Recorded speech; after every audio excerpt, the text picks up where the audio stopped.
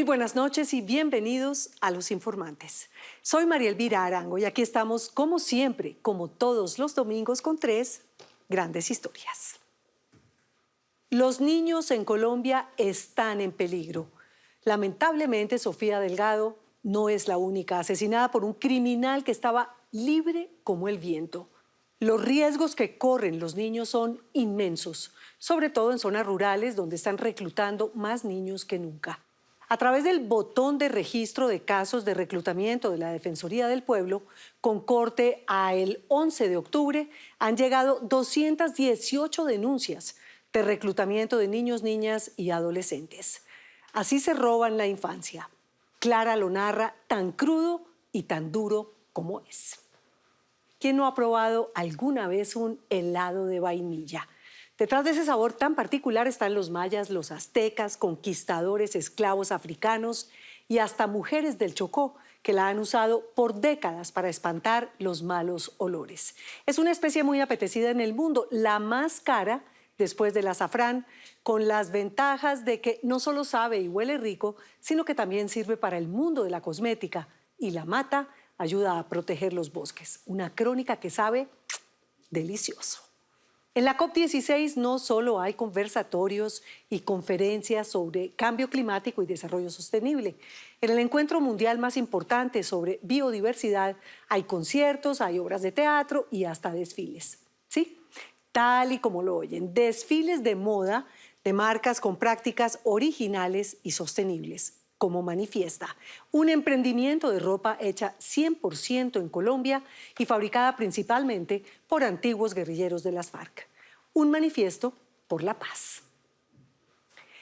Empecemos. Para escuchar el testimonio de Clara hay que agarrarse fuerte. La guerrilla la reclutó, como a todos los niños que se llevan los grupos armados ilegales, a la fuerza, cuando tenía 5 años. Sí, oyeron bien. Narra cómo fue su paso por las filas en distintos grupos, cómo utilizaron su cuerpo como arma de guerra y como instrumento de poder. La impotencia de su familia, que se paraliza de miedo y no puede denunciar, y que de otra forma termina también bajo el yugo de los armados ilegales. Una niña rota, ya hecha una mujer que habla muy valiente para que este delito tan doloroso no se quede solo en quejas, en cifras e indignación. Mi infancia fue, digamos que, para mí como que un tormento, digámoslo así, porque cuando pues tenía 5 años fui reclutada por parte de la guerrilla. ¿A los 5 años? Sí, yo me acuerdo muy bien que yo estaba jugando con unos compañeritos ahí pues afuera de la casa, en el andén. Cada papá fue llamando a su hijo y yo me quedé en el andén de la casa mía, normal, aquella ahí sentada. Cuando una señora con un señor me llamaron. Ellos me mostraron como que una muñequita. Y yo con mi inocencia yo fui y al yo ir me cogieron de una vez, me taparon la boca, me pusieron algo en la cabeza y me llevaron. Tenía que volverle a preguntar. Es que pensé que se había equivocado. Un niño a los 5 años, según los pediatras, ya es capaz de saltar en un solo pie. Se puede abotonar algunos botones de su camisa. Puede escribir algunas letras de su nombre. Cuenta hasta 10 y podría usar palabras sobre el tiempo como ayer o mañana. Claro, eso sí es un niño que crece en la normalidad. Cuando nos hacen ese reclutamiento, nos entrenan, digamos que para voltear, nos enseñan cuáles son los fusiles, cuáles son los revólveres, las armas, o sea, nos enseñan todo. ¿A los 5? A los 5. Entonces Clara, como le vamos a decir por seguridad, dejó de pronunciar la palabra ayer. Le dolía mucho la ausencia de su familia. Y el mañana consistía en sobrevivir. Aprendió, en cambio, el triste y cruel lenguaje de la guerra. Uniformados como si fueran del ejército. ¿Quién la reclutó, Clara? El ELN. Es que no les importa la edad. Los entrenan para que sean soldados de la causa. Bueno, ellos hacen como si fuera el desafío. Hacen ciertas cosas y nosotros tenemos que pasar por ciertas cosas. Y el que no llega tiene un castigo. El castigo es golpe, arrastración y las mujeres violación. ¿Como castigo? Sí, violación. Tampoco llegaron a tanto cuando tenía 5 años. Eso fue más adelante. Yo lloraba. Yo gritaba, ¿dónde está mi mamá? ¿Dónde está mi papá? Incluso si nos veían como que llorando tanto, como que están desesperados, los mataban. Yo me hice amiguita con una niña. Yo al ver cuando le dispararon de esa manera y cómo se la llevaron, yo dije, no, yo me tengo que escapar de aquí. Yo duré un año allá, a los 6 años y medio me escapo. Me detengo aquí para decir que según la Defensoría del Pueblo, el primer semestre de este año al menos 159 niños no durmieron en sus casas. Y mañana esos niños no van a madrugar para ir al colegio, sino para cargar un arma. Vine a saber qué era la guerrilla y estaba allá adentro. Del resto yo no sabía nada. Cuando uno mencionaba, digamos, que a la familia, cuando no te dan, digamos, que con un palo en la cabeza, te lo dan es con cualquier cosa, o sea, con lo que ellos vean te dan. Eso ya uno tenía que saber que uno no podía hablar sobre su familia. Yo dije, yo después salir de aquí, sufrir y cargar con la muerte de mis papás, dije yo en mi mente, que me maten a mí. Vuelvo a la edad, 6 años. Un año después de haber sido reclutada, se escapó. Sí, fue un enfrentamiento, como todo el mundo corrió, yo también corrí. En eso corrimos 3, como que cada quien cogió por su lado. Era un monte, literal, un monte. O sea, yo corría, hasta que pasó como ese mototaxi. Yo puse la mano y me preguntaron que yo quién era, porque en eso estaba yo pintada. Ellos los pintan a uno. ¿Y pintada qué quiere decir? ¿Le pintaron la Sí, cara? me pintaron la cara. Era negro con verde, rojo y blanco. Camuflada. Sí. Y usted tenía 6 años. 6 años, sí. Me la imagino llena de miedo, pero también de energía, corriendo por su vida. Lo que me cuesta imaginar es... ¿Y usted estaba armada? Cuando comenzó el enfrentamiento sí estaba armada, pero yo solté eso y yo salí corriendo. ¿Qué tenía? ¿Qué armamento? Tenía un revólver, un 38. Pero el mototaxi me pregunta que quién soy yo, o sea, él le asustado porque como me vio pintada, todo eso. Digo, no, esta niña aquí me va a matar. Yo le dije, no, ayúdeme, por favor, ayúdeme, necesito irme. Y me preguntó de dónde es. Pues le dije yo de dónde era. Me dejó en cierta parte. Yo en cierta parte fui pidiendo mano hasta que llegué. Hasta que llegó a la casa. No podemos ubicar con claridad las zonas por seguridad también. Casi no la reconocen sus papás cuando la vieron entrar. Mi mamá lloraba, mi papá también. Me reconocieron por unas ciertas cosas que tengo en el cuerpo de nacimiento. Y ellos al ver que yo llegué, vendieron casa, vendieron todo y nos fuimos. Nos fuimos de acá de Colombia. Por culpa de la violencia, Clara y sus hermanos terminaron en Venezuela por un tiempo. Vendieron la casita que tenían y escaparon de aquí. Cuando unos años después las cosas se pusieron difíciles allá, pensaron que ya era tiempo de volver. ¡Qué gran error! En mi pueblo me reclutaron otra vez, a los 9 y medio. ¿El mismo ELN? La autodefensa, gaitanista. ¿Y cómo? ¿Otra vez se la llevaron? Eso me cogieron yendo para el colegio. Me fueron cogiendo por la espalda. O sea, yo me dormí y cuando desperté, terminé en Caquetá. 2. La edad promedio de reclutamiento en Colombia, según el Instituto Colombiano de Bienestar Familiar, es de 13 o 14 años. Hay excepciones, claro, como la de Clara. El ELN y las disidencias son los principales responsables de este delito. Y los niños portan armas y tienen una participación activa en los enfrentamientos, pero también resultan muy influenciables. Son obedientes, discretos, menos costosos. Comen menos, pelean menos, se quejan menos y son muy buenos espías y mensajeros. Todo eso lo hacen a la fuerza. Todo reclutamiento es forzado. Y entonces, otra vez Clara y su mal destino. A los 9 años fui violada más de 4 veces. Después de eso, quedé embarazada.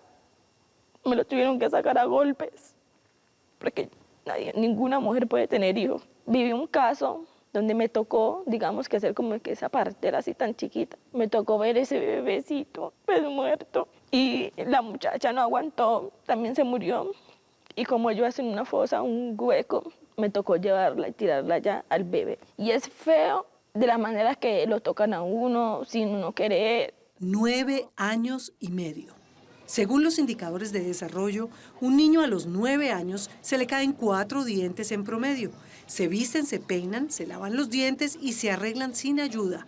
Y si van al colegio, pueden leer y escribir y hacer amigos.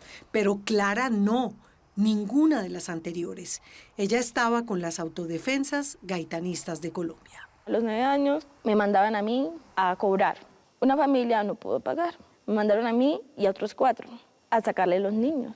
Yo tuve esa niña en mis manos, pero yo dije, no quiero que ella pase por lo que yo estoy pasando.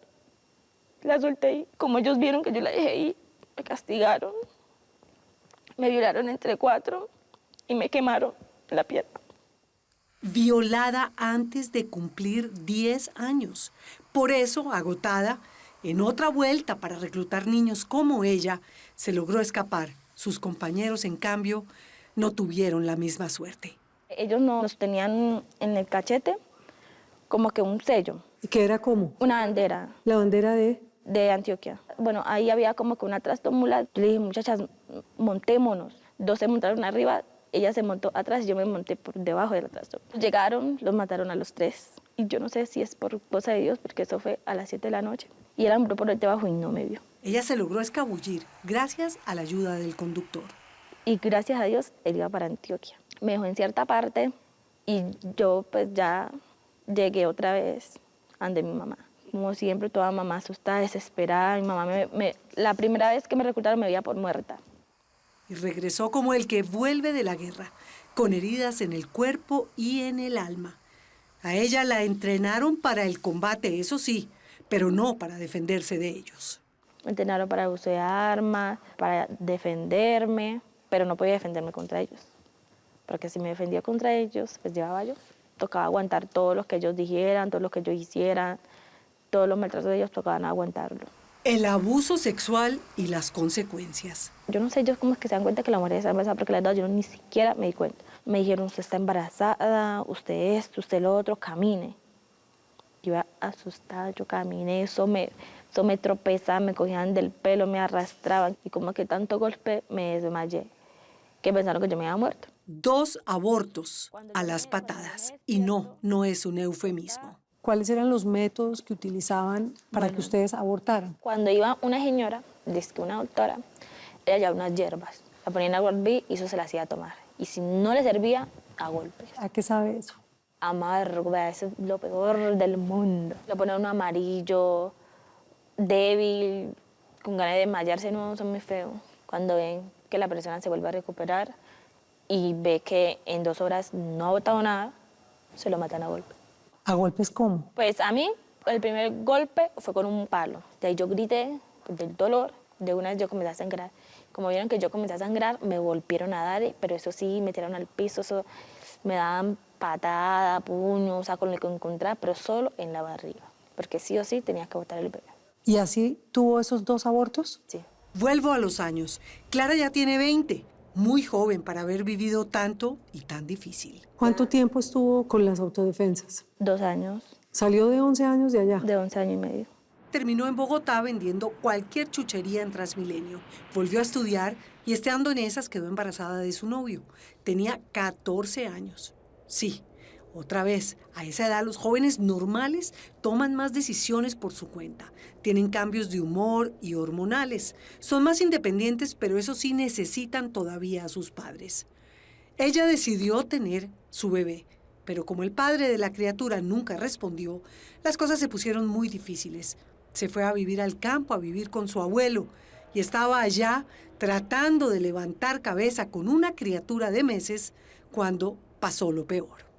Tipo 8 de la noche, llegaron 3 manes, guerrilleros. Cogieron a mi abuelo, lo cogieron, lo apartaron, a mi hija lo cogió otro, la apartó.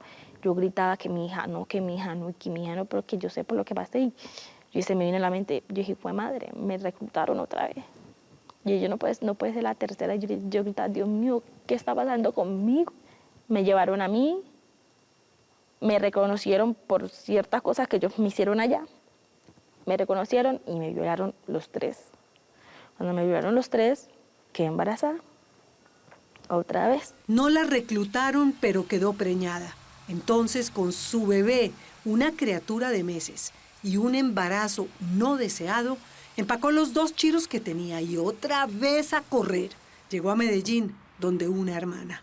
Y ella me dijo, vas a tener ese hijo. Yo le dije, yo no quiero. Entonces fuimos a unidad de víctimas.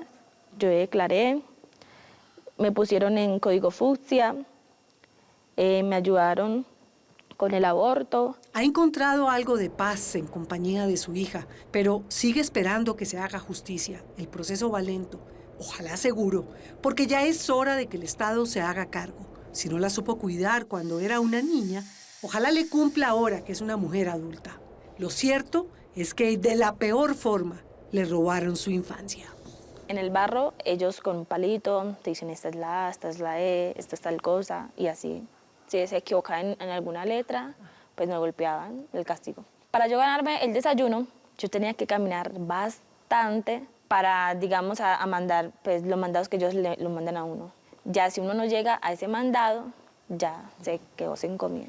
Nos enseñaron cómo limpiar las balas, cuándo son las balas, esos cartuchos, o sea, todo. Yo digo que lo más difícil es ser partícipe de una muerte. Me tocó limpiar sangre, me tocó quitarle la ropa. 3, 4. El reclutamiento de menores es un crimen de guerra en nuestra legislación y también en el Estatuto de la Corte Penal Internacional. Según el Centro de Memoria Histórica, hasta el 2020, 17.866 niños y adolescentes han sido víctimas de reclutamiento. El Movistar Arena de Bogotá, uno de los grandes escenarios más importantes de la capital, se quedaría chiquito para albergarlos a todos. Cuando me mandaban a mí a reclutar, era lo más difícil. Y siempre fallaba porque siempre los dejaba ahí, entonces no. O sea, yo prefería 1000 veces que me golpearan, que me dieran lo que... Pero ver, o sea, permitir que una niña pase por lo que yo pasé, no. ¿Y les decían cómo tenían que convencer a los niños que se fueran con ustedes? Sí, las niñas se van por algo que es, digamos, los dulces y las muñecas. Y los niños ya era, en ese tiempo era con bolitas, boloncho, no sé cómo le llamen ahora, y carritos. A cambio de un juguete, véngase conmigo. Sí, vamos a comer helado, yo soy su tía, yo soy su prima, usted no me conoce, su mamá me mandó, así. No hay ni un niño que no gritaba, que no rogara, que los dejaran quietos por su papá, su mamá, o sea, la mayoría era papá y mamá. Papá, mamá, ¿dónde estás? Ayúdame, o sea, no, es algo bastante fuerte. ¿Fuerte? Es poco. El delito de reclutamiento forzado ha sido de tal magnitud que tiene un capítulo especial en la Jurisdicción Especial para la Paz. El caso 07, como se le conoce en esta entidad, se investigan los crímenes de reclutamiento y utilización de niñas y niños cometidos por la desmovilizada guerrilla de las FARC, convertida ahora en partido político Comunes. ¿Los grupos armados siguen reclutando menores de edad, niños? Desafortunadamente sigue siendo la realidad de cientos de niños y niñas en nuestro país, especialmente de aquellos adolescentes que están entre los 12 a los 17 años que terminan involucrados en los grupos armados. La doctora Hilda Molano lleva 20 años dedicada a este asunto, ha investigado sobre el tema y sabe muy bien del impacto que tiene el reclutamiento. ¿Son víctimas todos? Siempre serán víctimas por parte de las Naciones Unidas en Colombia. Por lo menos 23 departamentos están reportando situación. De estos, la situación de mayor gravedad en el registro sigue siendo el Cauca, seguido de Antioquia, Chocó, y hacia la parte del sur, Nariño y Putumayo nuevamente han repuntado. En el caso del reclutamiento, ¿hay familias que reciben algo a cambio del grupo armado? Muchas veces ese es parte del engaño que ellos reciben, que la niña o el niño reciben. Vamos a mandarles recursos a sus familias. Que hablemos de una realidad que nos duele a todos como país, que nos debería avergonzar. Definitivamente, y entenderlo así. No es solamente el periodo de la vida donde van al grupo armado, es el antes, esa parte y el después. Ahí tenemos todos un granito de arena que poner. El después a los que vuelven. Efectivamente, a los que salen con vida de esta situación. Como Clara, que pudo volver y de qué forma. Rota, pero decidida a pegar los pedazos, a seguir adelante por su hija, porque el reclutamiento es un delito infame, porque además de todo por lo que tuvo que pasar, la tiene atrapada un sentimiento de culpa que la atormenta. Yo tengo que pagarle esa casa que mi papá vendió por mi culpa. Pero no fue su culpa. Pues yo lo veo así. ¿Pero cómo a los 5 años va a tener alguna culpa? Sí, pero es que como la han vendido, o sea, con tanto esfuerzo y vender su casa y salir así. Y hoy en día pagando arriendo. Si pagan el arriendo no se come. No cualquiera tiene el valor de contar esa historia y todavía tener esperanzas en el futuro. El mensaje es simple. Los niños deben ir a la escuela, no a la guerra.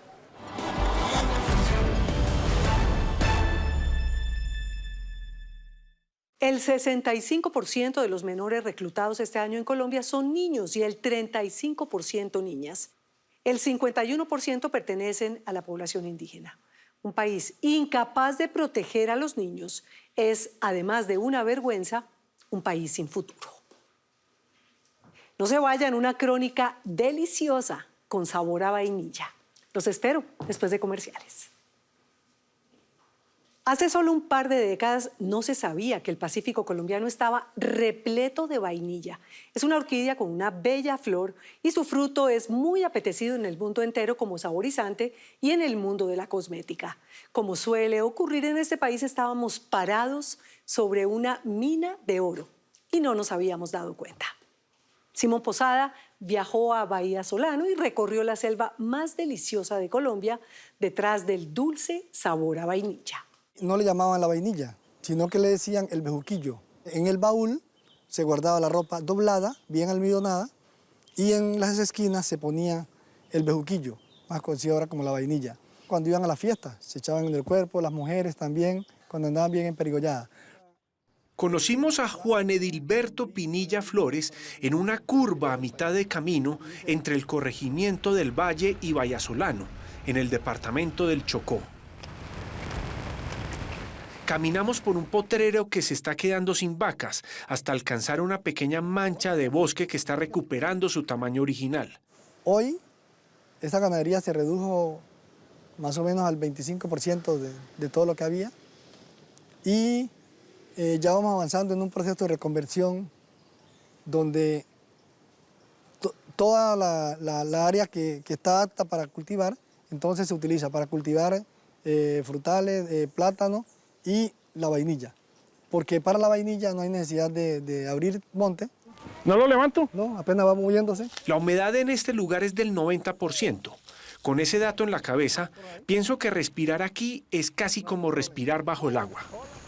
Y esta humedad es la que hace posible que en muchos de los árboles de este pequeño bosque se enrede la vainilla. Mire, todos los árboles. Todo tiene. La única variedad de orquídea que da un fruto y que se ha convertido en el condimento más costoso del mundo, después del azafrán. La flor de la vainilla. El valor en este momento en el mercado es de 2.000 pesos el gramo, lo que equivale a 2 millones de pesos el kilo curado. Él es Rodrigo Fajardo, hotelero y cultivador de vainilla de Vallasolano. Con estas cifras, es imposible no pensar que un kilo de vainilla cuesta lo mismo que un kilo de cocaína al salir de los laboratorios en las selvas de Colombia. Es una vaina al por mayor que pese 6 gramos a 2.000 te vale 12.000. Un kilo de vainilla también cuesta muchísimo más que un kilo de atún sacado aquí mismo en Vallasolano, que alcanza los 68.000 pesos en Bogotá. Estas están curadas.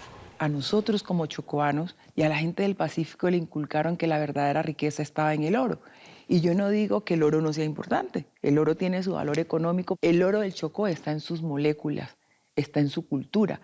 Ella es la doctora Mabel Torres, exministra de Ciencia de Colombia y una de las personas que más ha estudiado y trabajado para que la vainilla de Vallasolano se convierta en un producto de exportación.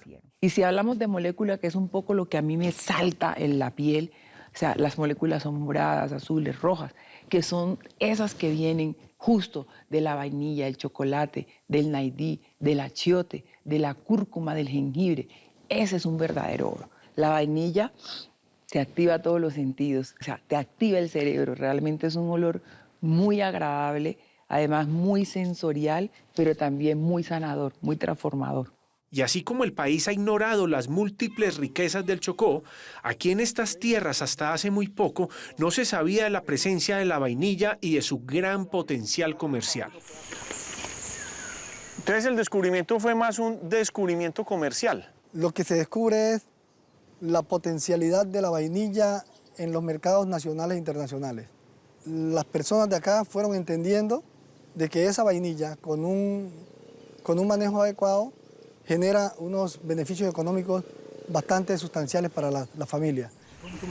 Y este bosque que visitamos con Juan no solo está invadido por el olor a la vainilla, sino por millones de hormigas que atacan al que se acerca a las plantas.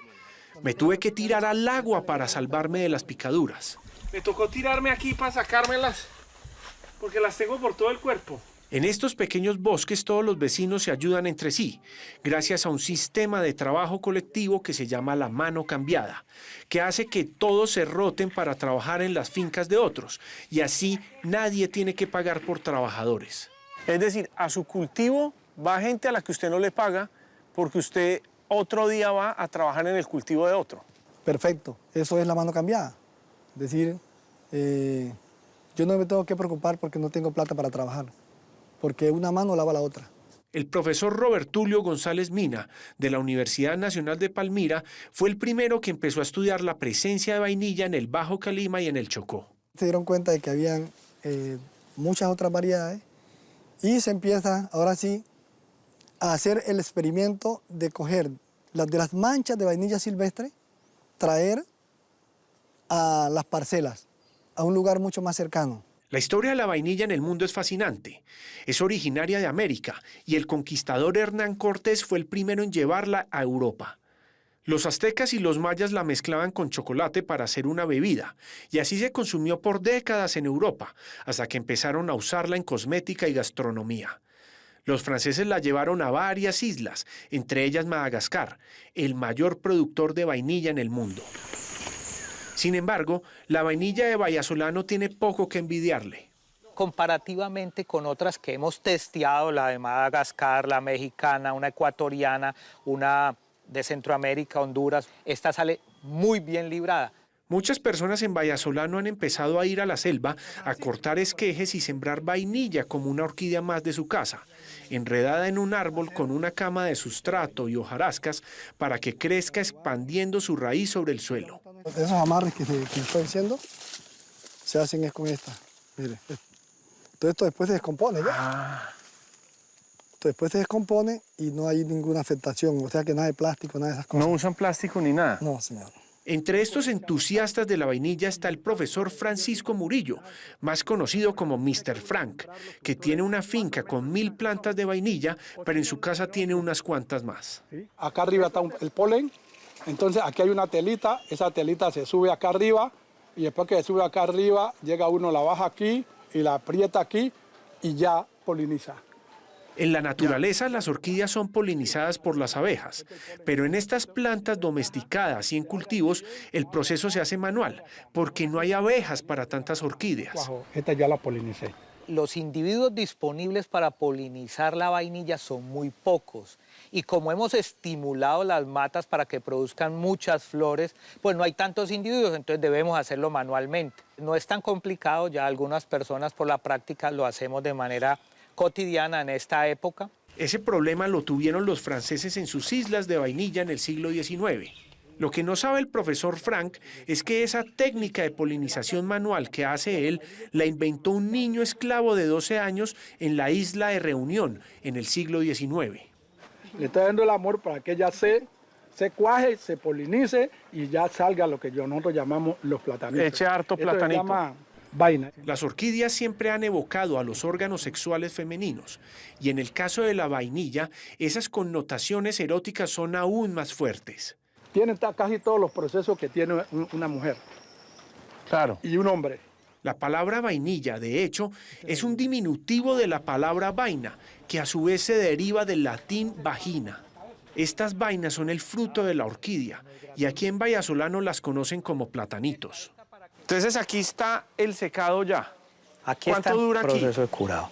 Depende, unos 2 o 3 meses dura, porque los soles deben ser de 8 de la mañana a 11, más de ahí no. Los rayos del sol hasta esa hora son más amigables y beneficiosos para potenciar la vanilina, que es el compuesto que más queremos resaltar dentro de la vainilla. Después de ese proceso de secado doméstico, los cultivadores llevan sus platanitos secos a las cooperativas, a unos cajones de madera. ¿Puedo tomar una para olerla? Sí, claro. Huele delicioso, esto huele como a panadería. Increíble, Sí. Muy rico huele. Luzley Bispotes recibe los platanitos de vainilla del profesor Frank y de todos los otros cultivadores. La Agencia de Cooperación Suiza ha ayudado a crear estas cooperativas, donde llevan un registro de cuánto produce cada persona y cuánto le deben pagar después de que llegan los compradores, que van desde restaurantes, heladerías y empresas de cosméticos. Así, son vainillas plus. Plus. Sí, lista para sacar al mercado. ¿Por qué se llaman plus? Porque es una vainilla excelente, sin cicatrices. Entonces es una vainilla plus. Las vainillas son muy perseguidas por los insectos y algunas terminan afectadas por las plagas. Pero aquí nada se pierde. Con estas vainillas mordidas de segunda categoría se producen cremas de untar, extractos, jabones y otros productos. Eso es un postre. También se le puede echar a los jugos, al postre, a los helados, lo que usted quiera hacer con su pasta. Ya. Bien delicioso.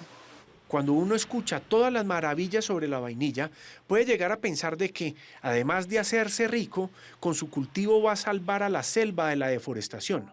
Sin embargo, estas altas expectativas hay que aterrizarlas, y mucho más en un país donde la mentalidad del dinero fácil está a la orden del día. Nadie se va a hacer rico con la vainilla. La vainilla es como una alcancía que se tiene cerca de la casa. No lo podemos pensar como un negocio que vamos a vivir única y exclusivamente de eso.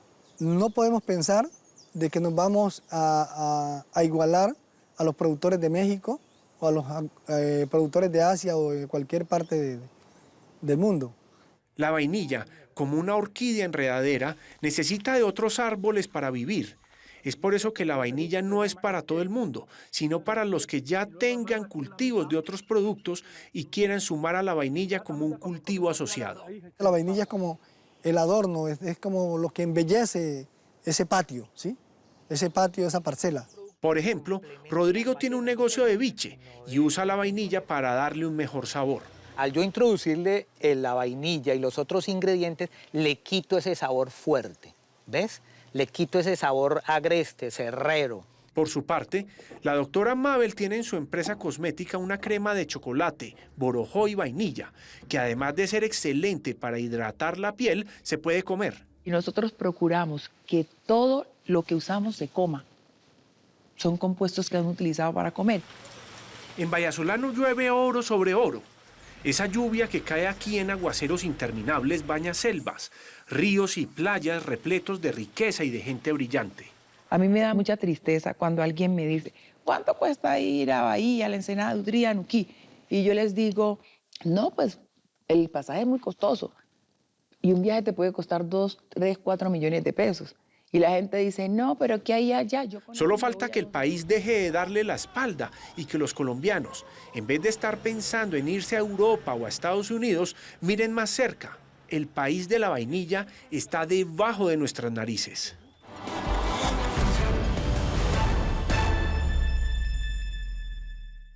En los últimos 8 años se han creado alrededor de 200 plantaciones de vainilla en Vallasolano, pero esto no es exclusivo de este municipio. En Tumaco, por ejemplo, hay plantaciones de cacao con vainilla que ya están exportando a Francia. Vainilla y chocolate, una combinación perfecta. No se vayan, los espero, un manifiesto por la paz, puntada a puntada, después de comerciales. Las camisetas, los vestidos y las chaquetas son hechas por exguerrilleros y muchos al principio ni siquiera sabían usar el hilo y la aguja. Sus centros de producción están ubicados en zonas del país donde es más fácil encontrar vestigios de la guerra que telas o máquinas de coser. Y aún así han estado en desfiles y ferias de moda por todo el mundo y fue elegida como una de las marcas más admiradas por los colombianos. Diego Rubio le tomó las medidas a Manifiesta, una marca de ropa con enfoque social que brilla en el marco de la COP16. Cuando nos daban las dotaciones, los uniformes, bueno, era súper grande y pues nos tocaba adecuarlo a nuestro cuerpo. Por lo menos unos buzos súper grandes, nosotros sacábamos una blusita. Coser, pues de pronto sí, pero a mano, porque me tocaba remendar la ropa. Pero digamos, sentarme en una máquina, prender una máquina y coser, no. En algún lugar de las montañas de Colombia, Luz Marina era una modista empírica. Transformaba los uniformes que le daban en las FARC en conjuntos entallados de chaqueta y pantalón. Y en alguna selva cercana, Gonzalo también manejaba el hilo y la aguja, pero solo por necesidad, si el camuflado se le descosía. Realmente yo sí guardaba la esperanza de algún día yo hacer una prenda y que no fuera yo la única que la luciera, sino que más personas. Yo no sabía cómo agarrar una tijera y la agarré al contrario. Y me dijeron, mire, tiene la tijera al contrario. Por cualquier lado cortaba, pero pues tiene su derecho. A Gonzalo no le gustaba la moda. Quería trabajar en el campo, tal vez tener una parcelita. Luz Marina sí soñaba algún día con fabricar ropa para vender en un almacén. Solo había un problema. Ninguno de los dos pensó que podría lograrlo. Los dos estaban seguros de que nunca saldrían de las FARC. Una de las reglas principales del grupo guerrillero era que el que se unía a sus filas se quedaba en ellas para siempre. ¿Por qué soñaba con esto de la confección y la moda? Pues porque cuando íbamos al pueblo, yo miraba esos almacenes, como todo muy lindo. Y yo decía, algún día yo tengo que aprender a hacer eso. Yo no sabía que era, por ejemplo, una paleta de color. Yo no sabía que era una tendencia, la moda de verano. Hoy, 8 años después de la firma del acuerdo de paz entre las FARC y el Estado colombiano, Luz Marina y Gonzalo son unos costureros consumados. Entre en serio y mamando gallo, repiten que cambiaron los fusiles por máquinas de coser, que dejaron los campamentos en la Manigua para meterse de lleno en un taller de confección. ¿Que siguen armados? Sí, pero de planchas y botones y tizas y tijeras. ¿Y ya coge las tijeras al derecho? Sí, ya las cojo al derecho. ya no cojo las tijeras, ya cojo una máquina para cortar.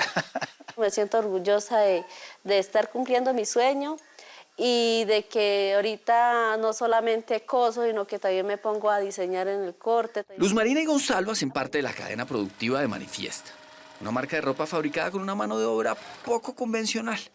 Los vestidos, las camisetas, los morrales, los sacos, los kimonos y el resto de las piezas que producen son hechas principalmente por antiguos guerrilleros de las Fuerzas Armadas Revolucionarias de Colombia. ¿Qué es mejor? ¿Estar en este taller trabajando, confeccionando, o estar en un campo guerrillero? Para mí, no. El trabajo que tenemos, para mí esto es lo máximo.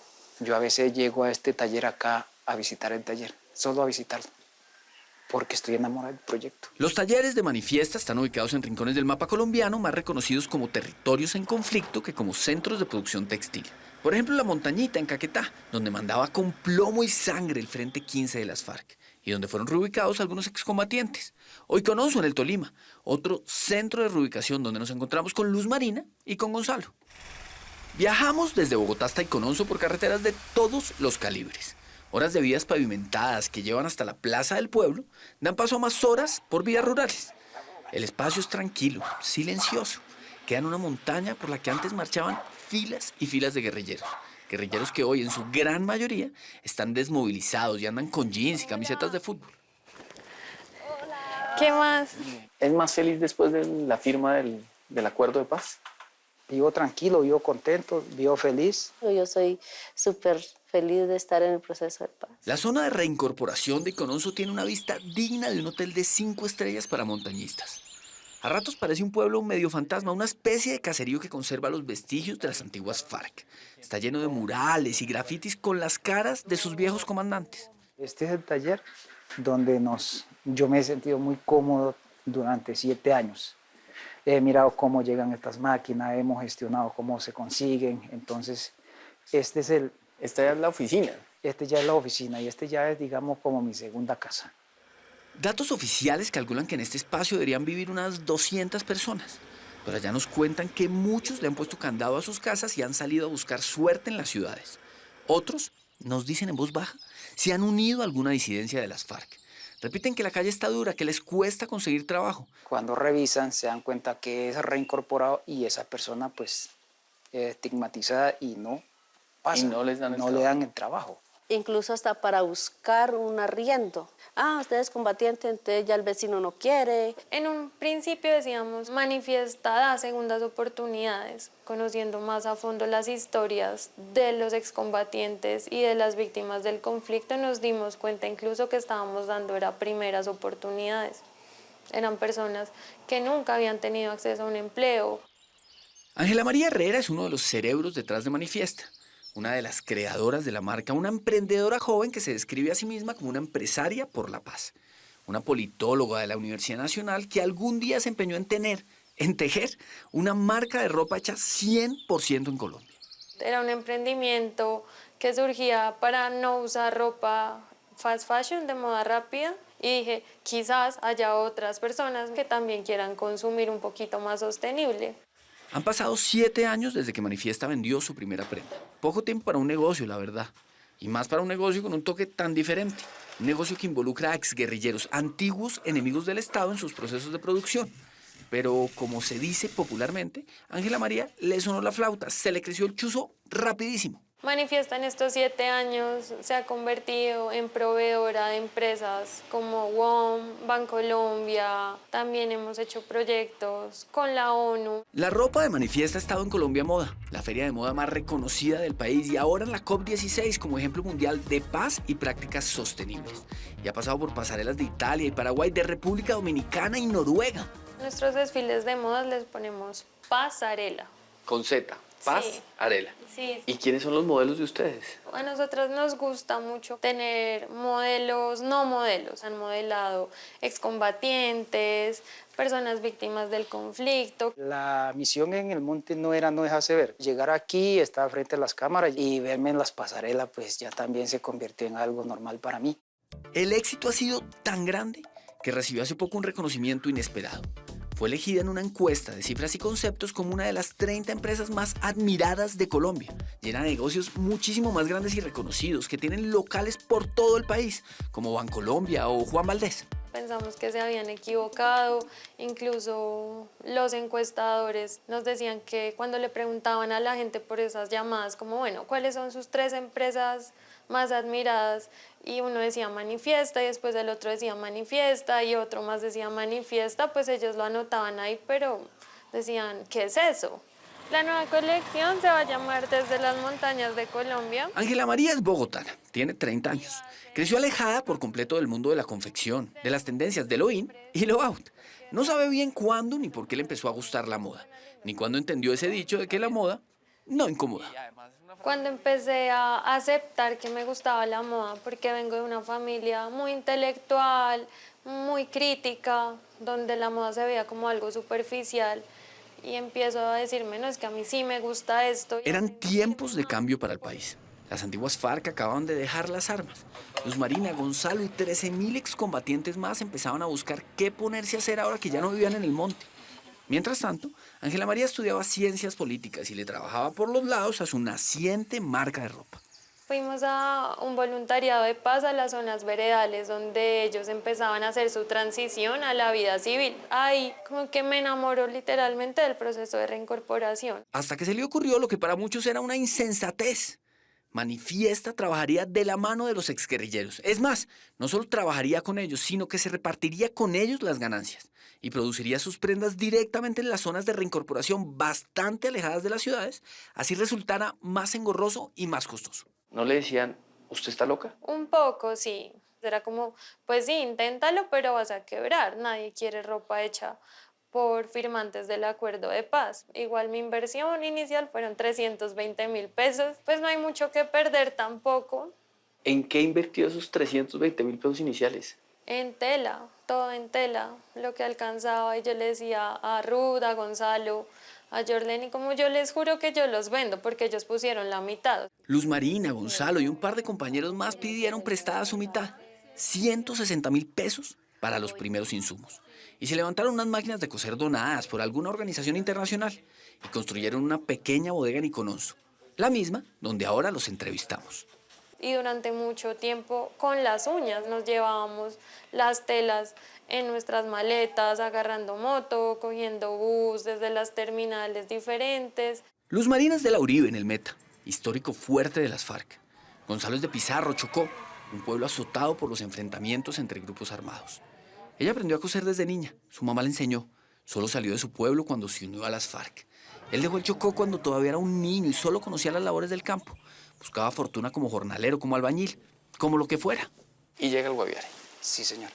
¿Y qué pasa allá? Bueno, allá llegué a ser recolector de hoja de coca, que era lo que se producía allá. Yo me acuerdo mucho de eso de los 13, 14 años, por la necesidad que sufrimos nosotros. Entonces yo ya comenzaba a hacerle shorts, una blusita a mi hermana. Luz Marina se hizo guerrillera a los 15 años. Gonzalo a los 25. El nombre de combatiente de ella era Ruth Terán, en honor a la cantante Patricia Terán, la diosa del vallenato. Gonzalo nos dice que lo llamemos simplemente Gonzalo, el nombre que adoptó en las FARC en honor a un líder estudiantil. Cuando dejaron las armas, a los dos les ofrecieron unirse a proyectos de ganadería y de turismo, y otros que para la mayoría resultaban menos atractivos, como el de la confección. Ahí fue cuando yo elegí por la confección. Bueno, en el momento ni sabía que llamaba confección, decía que sastrería, bueno, eso era tantas cosas. A pesar que no sabía nada de textil, pero me llamó la atención. Crearon entonces una cooperativa para ofrecer su trabajo como costureros. Y como parte de los acuerdos de paz tomaron cursos sobre el oficio y se graduaron del colegio, algo que no habían podido hacer. Hasta que un día cualquiera llegó una joven enérgica y creativa que les propuso un trato. Mire, nosotros queremos también aportarle a esta reincorporación con una marca de ropa porque no nos salíamos. Yo sí sentía que nos miraban con inquietud al menos. Y empezamos nosotras a trabajar lo de kimonos y vestidos con Manifiesta. Yo creo que muy rápido construimos como esa confianza que al final pues se traduce en mucho amor y cariño. Fue amor a primera vista, amor a primera puntada. Manifiesta empezó trabajando con Luz Marina, con Gonzalo y con 2 firmantes más de La Paz. Hoy ya son más de 50 las personas que cortan, pintan, cosen y hasta ayudan con el diseño de las prendas. ¿Qué le dice la gente que al principio de pronto le dijo, oiga Ángela, usted está loca? Pues esas personas que quizás en el principio dudaron un poco del proyecto, ahora se han convertido en nuestras principales aliadas y aliados. Pero la labor social de Manifiesta no solo consiste en trabajar con excombatientes. Este emprendimiento también fabrica ropa y morrales que les donan los niños de las escuelas cercanas a sus centros de producción. Muchos de ustedes los hemos visto crecer, son hijos y hijas de La Paz y queríamos como hoy reconocer esos esfuerzos que hacen por estudiar, por cambiar el país. Cada pieza de Manifiesta viene con una etiqueta que cuenta la historia de quien la fabricó. La de Luz Marina, por ejemplo, quien ahora piensa estudiar diseño de modas. O la de Gonzalo, quien ya habla con propiedad sobre las colecciones primavera-verano y le quiere enseñar a su hijo sobre confección, el oficio que le cambió la vida, el oficio que le dio vida. ¿Dejaría este proyecto por irse a otro lugar a trabajar? No, este es el proyecto de vida no solamente para mí y ojalá, ¿por qué no trabajar fuertemente para poder dejar una empresa a nuestros hijos? Llegar a confeccionar ahorita limpio, bien confeccionado. Ha sido un proceso duro, pero que lo hemos logrado. Nuestro mensaje es que la paz es posible y que la reconciliación es posible también, en tanto todos nos desnudemos de un montón de prejuicios y odios que vamos arrastrando a veces sin darnos cuenta de dónde provienen. Porque como repiten todos los colaboradores de este emprendimiento que no solo cose ropa, sino también cose paz, no basta con que la marca Manifiesta esté de moda. El perdón y la reconciliación también deberían estar de moda siempre.